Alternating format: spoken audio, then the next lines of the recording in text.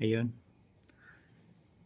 Tatanggalin na natin yung gasolina mga boss, no? Pamagitan nito. Make sure na malinis yung pinaka-hose nyo. Ilulubog na natin.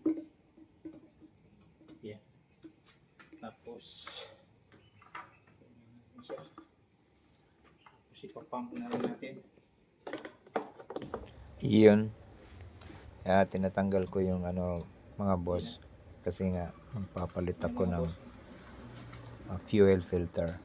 Kaya tinatanggal ko yung gasolina dyan sa loob ng Kasi natin tangke. yung mga boss ng laman. Full tank yan eh.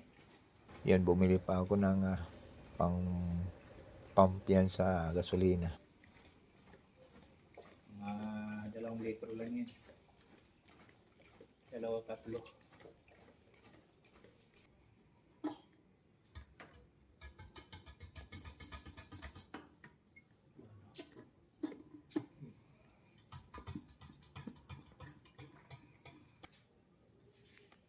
Inaubos na mga boss. Tatanggalin naman natin tong pinakano niya.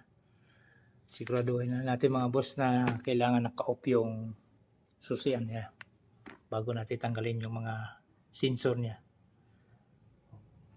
Tanggalin na natin mga boss.